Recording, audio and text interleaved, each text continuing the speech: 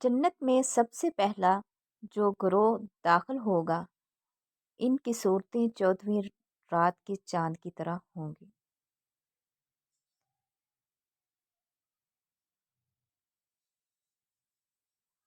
जन्नत में ज़्यादा तादाद मर्दों की होगी या औरतों की होगी?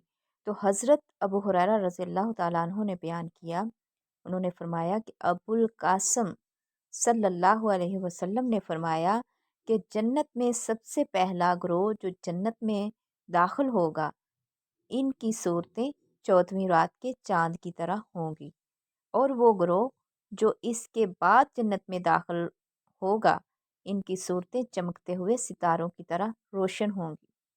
और इनमें से हर एक जन्नती के लिए 2 बीवियां होंगी, जिनकी पिंडलियों का मगज़ गोश्त के पीछे से चमके चमकेगा, और जन्नत में कोई आदमी भी बीवी के बगैर नहीं होगा।